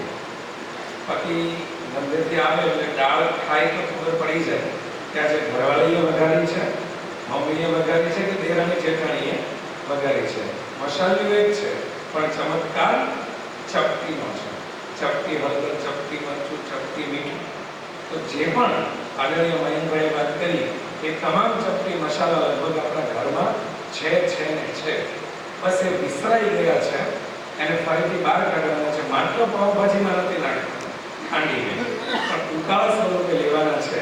તો આપણા તમામ કુટુંબના સંતાનોને ફાયદો થશે. હું પૂછ્ય કારણી સાહેબને આપણે પહેલા આવતીકાલની જે વાત છે થોડી વાત કરી લઈએ. આવતીકાલે આપણી વચ્ચે સ્વાનંદ સંસ્થાનના 40 ચિકિત્સક એટલે કે ડોક્ટર મિત્રો અહીંયા હાજર હશે. જેઓ 25 ભાઈઓ અને મહિલાઓ બંને હશે. અને જ્યાં પુરુષ ચિકિત્સક હશે તો એમની સાથે જ એમના ટેબલ પર એમના ધર્મપત્ની પણ બેઠા હશે. એટલે બહેનોએ ક્યાંય પણ કોઈ પણ પ્રકારનો શરમ સંકોચ રાખવાનો નથી.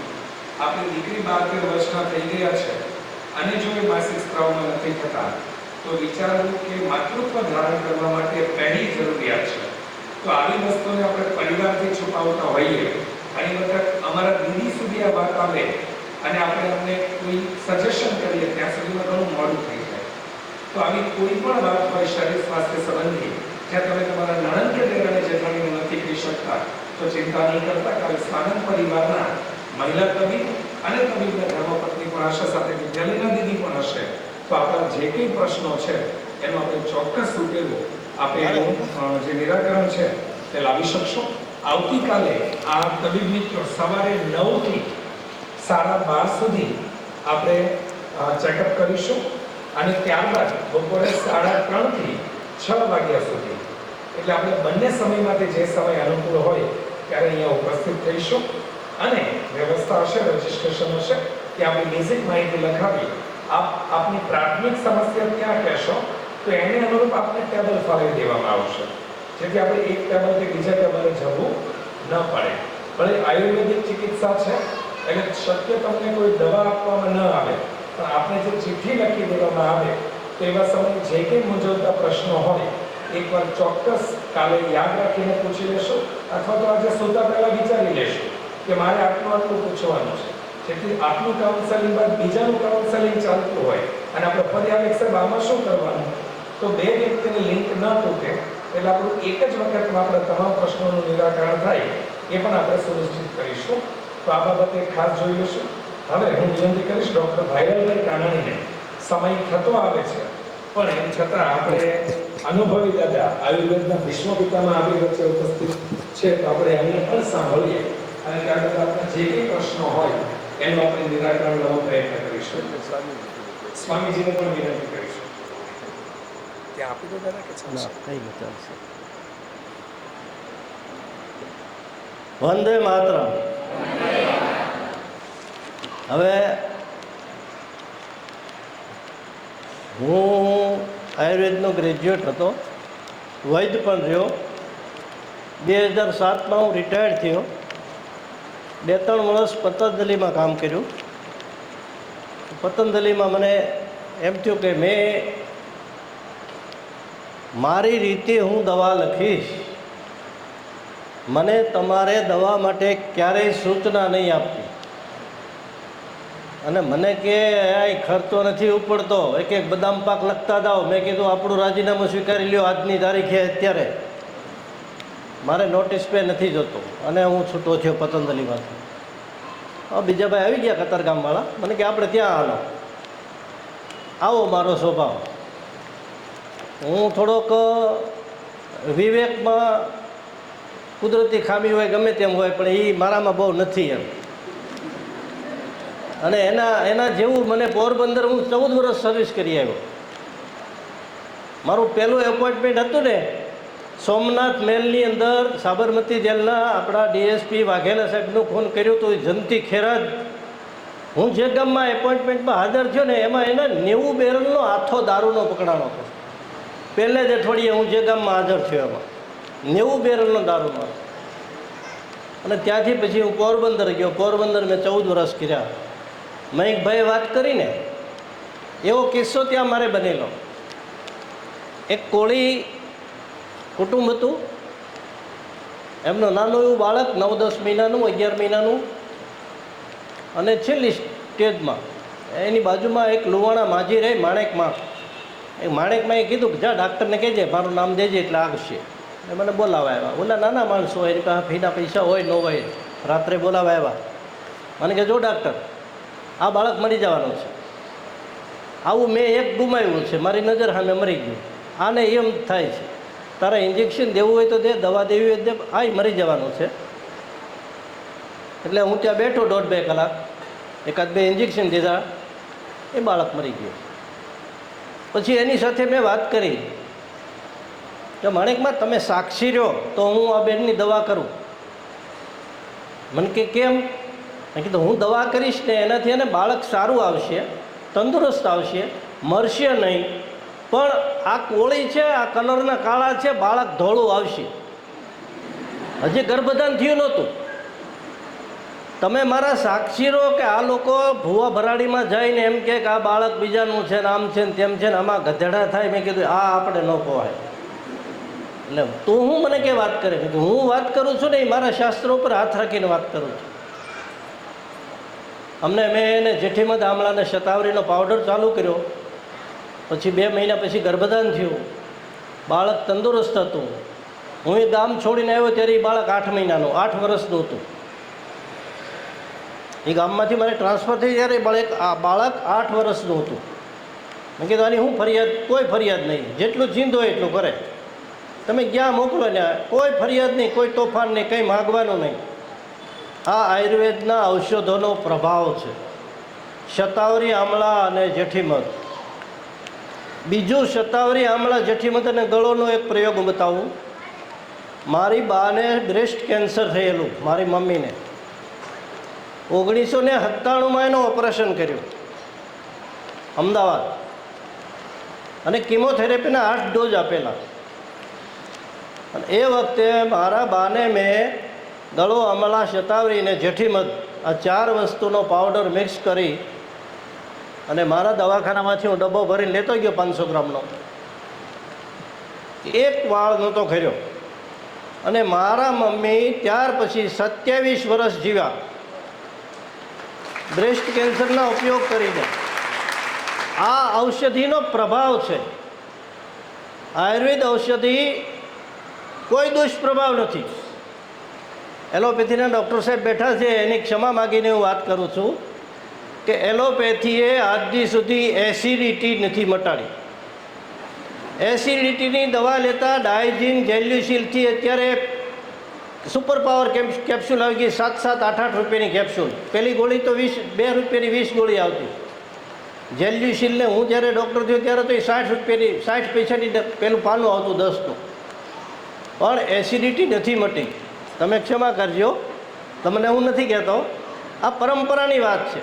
અંગ્રેજો આવ્યા પછી આ દેશની બધી પદ્ધતિઓને મારી નાખવામાં આવી.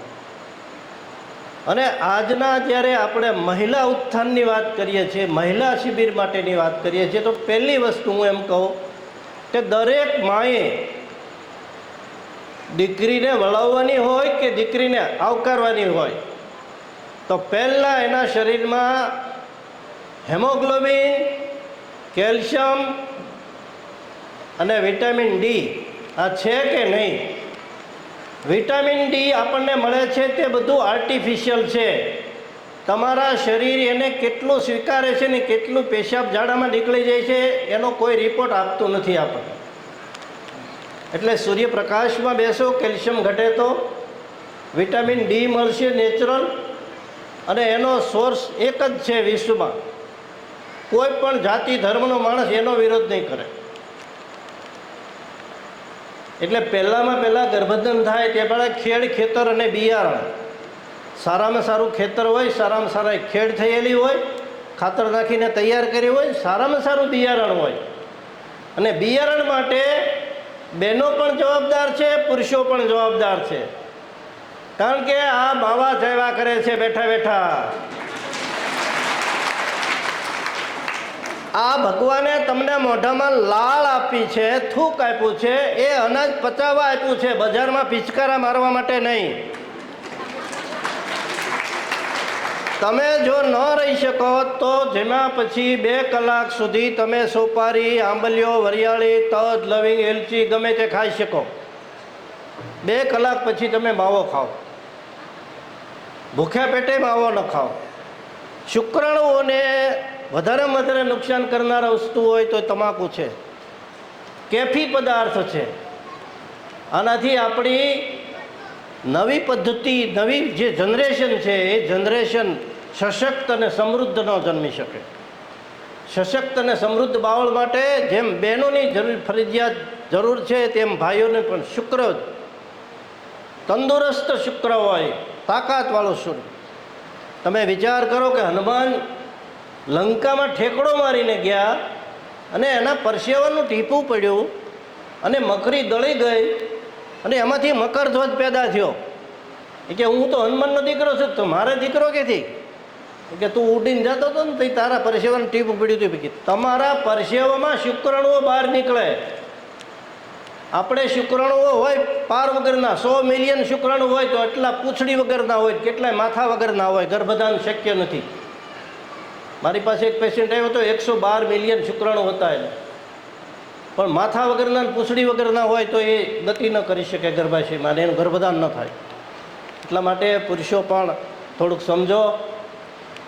આપણી ભવિષ્યની પેઢી આ અંગ્રેજોના સમયમાં આપણે તંદુરસ્ત રીતે મોટી કરવી હોય તો બહેનોએ કળીચૂનો ખાવો પડશે. દરરોજ ભોજન ખાધા પછી ચોકલેટની જેમ 1 સોપારીની ગાંગડી જેટલો ગોળ દરરોજ ખાઓ. મોઢામાં રાખીને ચૂસો. નેચરલ આયર્ન મળશે તમને અને એ ડાયજેસ્ટેબલ હશે. લોઢાના કાટમાંથી તૈયાર કરેલે તમને કહું કે કેપ્સ્યુલ આવે એ તમને પચે ને, ઝાડા પણ કરે ને, અંદર પેટમાં વીટ પણ આવે. એટલા માટે આવો ખોરાક લ્યો. અને ગર્ભધાન પછી આજે મોટો સમય એ છે કે બહેનોને ધાવણ નથી આવતું. શક્ય જ નથી. ધાવણ કેમ ન આવે? એના માટે મસાલાવાળા, તળેલા, તીખા આહાર બધા છોડી દો. જંક ફૂડ તો બને ત્યાં સુધી કોઈક હામ દે તોય ન ખવાય. અને સવારમાં ગાંઠિયા ફાફડાને નાસ્તા કરવાવાળા માણસો છે, નહીં ખાઓ. સવારના ખોરાકમાં દહીં, એની અંદર 2 ચમચી ગોળ અને સાંજનો ટાઢો રોટલો કે ભાખરી જે હોય એ ચોળીને ખાઓ. અને ચા પીતા હોય ને તો એ જમ્યા પછી ચા પીવો, ભૂખ્યા પેટે ચા નહીં પીવો. આ આપણા શરીરના પાયાની જરૂરિયાતો છે. મને ફક્ત મારા અનુભવો કહેવા માટે અહીંયા ઊભો કર્યો છે. તમારા અનુભવો હોય કે આ પરિસ્થિતિ છે. અને બહેનોના માસિકની સમસ્યાઓ હોય, વધારે આવતું હોય, દેશી આમળાનો પાવડર 2 ચમચી અને 2 ચમચી દેશી ગોળ, આમળા ગોળનું શરબત કરીને 10 વાગે તમે થાકો ત્યારે 1 ગ્લાસ પી લો અને રાઉન્ડે 3-4 વાગે 1 ગ્લાસ આમળા ગોળનું શરબત પી લો. HB નોર્મલ તમારું આવશે. સાવરકુંડલા KK હોસ્પિટલમાં અમારા MBBS થયેલા લેડીઝ ભાણકી થાય, પણ એણે મને પૂછ્યું, મામા મારું HB 9% થઈ ગયું, કેમ એમ થયું? મેં કીધું તો તું શું લે છે? મને કે હું ફેરીને ફેસોફોર ને ફેફોલ ને એવું બધું આવે કે એવું ખાઉં છું. આમળાનું શરબત લેવા માંડ્યો. તો એણે મને એમ કીધું 1.5 મહિના પછી, મને કે મામા અમારે તો 90 દિવસ પછી હેમોગ્લોબિન વધે અને તમારી દવામાં તમને 1.5 મહિને રિઝલ્ટ મળ્યું. મેં કીધું એ ઔષધિનો પ્રતાપ છે, એમાં મારું કાંઈ નથી. આ આયુર્વેદ છે, ઋષિ પરંપરામાં ઊભું થયેલું આયુર્વેદ છે.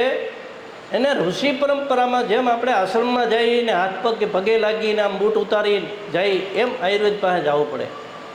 સમુદ્રમેવ ગંભીરમ, એ ઋષિઓને કોઈને ચરક સંહિતા, સુશ્રુત સંહિતા, અષ્ટાંગ હૃદય, હારિત સંહિતા એવા કેટલાય ગ્રંથો તો અપ્રાપ્ય થઈ ગયા છે. એની કોઈને જરૂર ન પડી. આપણે અંગ્રેજીની પાછળ વળ્યા પેરાસિટામોલ ને મેટાસિન, એ કે 1 પેરાસિટામોલ લીધી, 1 મેટાસિન લીધી, તો એને ખબર નથી પેરાસિટામોલ શું આવે ને મેટાસિનમાં શું આવે. પણ આટલી બધી ગોળી લીધી ત્યાં ઘટશે, શરીરમાં થોડું થોડું લીંબુનું શરબત કરીને ગોળ નાખીને પી, નહીં તો તારું બીપી ડાઉન થઈ જાય, એટલો પરસેવો વળશે. આ ન કરાય. આ પોઝિશન આપણી છે. એટલે બહુ ટીકડી ગળવાના શોખીન હોય, બ્રુફેન પાકીટમાં પડી રહેતી હોય તો મહેરબાની કરીને નહીં ખાવ. મયંકભાઈ છે ને એ અમારું એન્જિન છે, મયંકભાઈ. અને હું તો વાહેલો છેલ્લો ડબ્બો હોય ને ઓલો આમ ઝંડાવાળો એવો માણસ છું. કારણ કે હું રિટાયર્ડ થઈ ગયા પછી મારા મિસિસ મને ગામડે ઢળી ગયા. એટલે હું 2018થી ગામડામાં છું. એટલે મારું આ બધું હેડ ઘાઈ ગયેલો હોય એટલે એમાં કંઈ બહુ આવે નહીં. પણ એક્સપર્ટ તરીકે, અનુભવ તરીકે મેં જે ગામડામાં પ્રેક્ટિસ કરી છે. કારણ કે હું 1983માં પોરબંદર ગયો, 83માં ત્યાં હોંદર જ થયેલો. અને સામાન્ય પ્રજા 83માં હું ગામડામાં ગયેલો. એ વખતે જે ધંધા કરતા હોય એ બધા કરેલા, પણ ત્યારે મેં નામો લખવાની ચોપડી બંધ કરી દીધી હતી કે આ લોકો પાસે કંઈ ને નથી, એમાં શું આપવાના, કોઈનું નામ જ નહીં લખવાનું. 88 પછી રિટાયર્ડ થયા સુધી પછી કોઈ નામ, કોઈને ચોપડીમાં નામ તરીકે નામો નહીં. પૈસા આપવા આવે તો લઈ લેવાના, ન આપવા આપણે કેટલા છે એ કે 4-5 ઇન્જેક્શન હતા તો જે દેવાય દે ને જવા દે. આ પરિસ્થિતિ મારી હતી. એટલે ગામડામાં આયુર્વેદનો અનુભવ ધીરે ધીરે મારો વધતો ગયો. મારે દવા બહુ જાજી હતી, ત્યારે દવા સસ્તી પણ હતી. અને આમ પ્રયોગો પછી ધીરે ધીરે આયુર્વેદ તરફ વળતો ગયો. અને રિટાયર્ડ થયા પછી પતંજલિમાં જોડાણો. પતંજલિમાંથી હું મારી રીતે છૂટો થયો. પછી રાજીવ દીક્ષિતવાળા ભાઈઓ મને પડી ગયા. અને હું જેમ સેવા કરતો ગયો, પરમોદ્ધાર પરોપકાર માટે વપરાતો ગયો, એમ આમાં નવું તૈયાર થતું ગયું. એટલે જ્યારે તમે લોકોને આપો છો ને ત્યારે મળે છે. પરાશક્તિ તમને મદદ કરે છે. હું પરાશક્તિનો એક દાખલો આપું. એક ભાઈને વીછી કાઢ્યો. સવારમાં, રાત્રે ખેતર હતો, સવારમાં એને વીછી કાઢ્યો. વીછી કાઢ્યા પછી ભાઈ બપોરે ઘેરે આવ્યો. ઘેરે આવ્યા પછી નાહ્યો ધોયો, કપડાં બદલાવ્યા અને દહીં ને રોટલો એવું શિરામણ કર્યું. અને શિરામણ કર્યા પછી એના શરીરમાં પરસેવો વળવા મળ્યો. પરસેવો એટલો બધો વળ્યો, કપડાં ભીંજાઈ થઈ ગયા. કપડાં ભીંજાઈ ગયા પછી કપડાની જોડી બદલી કાઢી એણે. એનો ભાઈ ડ્રાઈવર હતો એસટીમાં. રાત્રે ફ્રી થયો એટલે એ ભાઈ ઘેરે આવ્યો. એ ભાઈ કે મને આવી રીતે થાય છે, બીજી કંઈ તકલીફ નથી, પણ મને પરસેવો વળે છે. એટલે રાત્રે ટ્રકમાં મારે દવાખાને લઈને આવ્યા. મેં જોયું મારી પાસે કેલ્શિયમ સેન્ડરનું એક ઇન્જેક્શન એમક્યુલ હતું, તો મેં તો એને આવી આપી દીધું. અને એને પરસેવામાં ફાયદો થયો, પણ તરસ બહુ લાગેલી. એટલે મેં એને પાણી માગ્યું, મેં પાણી દીધું. પાણીમાં મારી ભૂલ એટલી થઈ કે ગોળાનું પાણી આપ્યું. ગોળાનું પાણી પીધું, વળી ઠંડી ચાલુ થઈ. એટલે ભાઈને હું બહાર લઈ ગયો ને કે જો ભાઈ આમાં લોહી ઘાટું થઈ જાય, હૃદયને વાલ ક્યારે ચોંટી જાય, ભાઈ ઓફ થઈ જાય. આ પોઝિશન છે. પોરબંદર 50 કિલોમીટર છે, જુનાગઢ 90 કિલોમીટર થાય. હવે આપણે ક્યાંય પહોંચીએ નહીં. મને કે કાંઈ વાંધો નહીં સાહેબ, જે થાય તમારથી મહેનત કરો. મારા દવાખાનામાં લાઇટ નહોતી, વહી ગઈ હતી લાઇટ. એટલે હું આમ ફર્યો તો મારા દવાનો ઘોડો મારા ખંભામાં ભરાણો અને એમાંથી એક બોટલ પડી. એ બોટલમાં નામ મેં જોયું તો 64 બોરી પીપર હતી. અને એને મેં સોગંદપૂર્વક કહું છું, અત્યારે પણ મારા રૂવાડા ઊભા થાય છે. એ મેં ભગવાનનો ઓર્ડર સમજી અને એક ગ્લાસ રકેબીની અંદર એને 64 બોરી પીપરનો ઢગલો કરી દીધો અને ચમચી દીધી અને સાથે પાણી મૂકી દીધું, ગરમ પાણીનો ગ્લાસ. મેં કીધું ભાઈ તમારાથી ખવાય એટલી ખાવા માંડો. એણે 4-5 ચમચી ખાધી, પરસેવો હુકાઈ ગયો, શરીરનું ટેમ્પરેચર નોર્મલ થઈ ગયું. આ પેશન્ટ મારી નજરમાં મરી ગયેલો જ હતો, પણ 64 બોરી પીપરે કુદરતે મને મદદ કરીને બચી ગયો. આ ઔષધિની તાકાત હું બતાવું છું. મારી તાકાત આમાં કાંઈ નથી. મને ખબર નહોતી કે આને 64 બોરી અપાય કે નહીં. નીચે ડબ્બો પડ્યો ને મારા ખભામાં ભરાણો એટલે મેં જોયું આ 64 બોરી છે. આ તો મેં કીધું આમાં કામ કરે જ, ભગવાનનો સંકેત છે. નકર ડબ્બો હેઠો હાથ કેમ પડ્યો? એટલે આયુર્વેદ છે મહાન છે. હું તો કહું છું કે એમડી ને MS કર્યા પછી આયુર્વેદનો અભ્યાસ કરવો જોઈએ. હવે તમને જે બધા રોગોની વાત કરીને, બહેનોના બધા જ રોગો, માસિકના છે પ્રોબ્લેમ છે, ગર્ભાશયના પ્રોબ્લેમ છે, ધાવણના પ્રોબ્લેમ છે, એસિડિટીના પ્રોબ્લેમ છે, કબજિયાતના, શરીર વધે છે, થાઇરોઇડ છે, આ બધાના એક જ ઇલાજ છે તમારે લખવા હોય તો લખી લ્યો. 5 ઔષધો છે ચરક સંહિતામાં ચિકિત્સા સ્થાનમાં બીજા અધ્યાયમાં 201, 2, 3 શ્લોક છે. એની અંદર પટોલ, પટોલ એટલે પરવળ આપણે ખાઈને એક કડવા પરવળનું ચૂર્ણ. બીજા નંબરમાં સારીવા, સારીવા ઉપર લસરી અથવા અનંતમૂળ સુરતમાં થાય છે બધી. ત્રીજું ઔષધ છે નાગરમોથ. ચોથું ઔષધ છે પાઠા ને 5મું ઔષધ છે કડું. આ 5 ઔષધોને સરખે ભાગે લઈને દરેક માણસ કરી જોવે એનો અખતરો. એનું પરિણામ આ બધા રોગોમાં મળશે તમને. જેટલા રોગો કયા માસિકના બધા રોગોમાં, ધાવણના ન આવતું હોય એમાં પણ ફાયદો કરશે, ગર્ભાશયના રોગોમાં, મેદસ્વીતામાં ફાયદો કરશે, થાઇરોઇડમાં ફાયદો કરશે, તમારું પાચન શક્તિ મજબૂત કરશે, લોહીને સ્વસ્થ અને તંદુરસ્ત બનાવવા માટેનો રક્તપાચક યોગ આનું નામ છે, રક્તપાચક યોગ. એટલે આ હું તમને એક આપું છું. એટલે પિત્તનું પણ શમન કરશે, એસિડિટીનું શમન કરશે, વિદગ્ધ. જેને ટાઇફોઇડ જાજો સમય થયેલો હોય અને મરડો વધારે થયેલો હોય એ પટોલ અને કડું ખાશે તો એને થોડા ઝાડા વધારે થશે. એણે એની રીતે સેટ કરી લેવું, એના શરીરને અનુકૂળ હોય એટલું. હસતું મને વચ્ચે સમય આપી, બોલવાની તક આપી અને તમે બધે મને સાંભળ્યો પ્રેમપૂર્વક. તમારો બધાનો આભાર. વંદે માતરમ.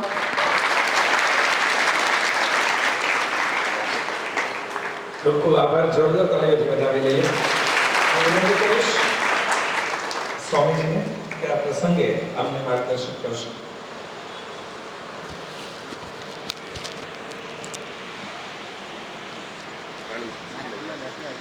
તમે કેટલા પૂરું કરી દઈશ? 5 મિનિટ. સારું, ચાલો. જલ્દી જલ્દી જલ્દી ભાઈ, ઉતાવળ રાખો.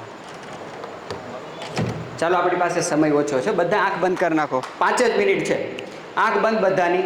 બધા એવો મહેસૂસ કરો કે તમે ગરબાના ગ્રાઉન્ડમાં છો ને બધા ગરબા રમી રહ્યા છો. હું તાળી, જે ગીત હું તમને ગાઉં છું બધાની તાળી એક સાથે પડવી જોઈએ. જેની તાળી સાથે ન પડે ગુજરાતી ના કહેવાય. બરાબર? ગીતના તાલે બધાની તાળી સાથે પડવી જોઈએ. આંખ બધાની બંધ.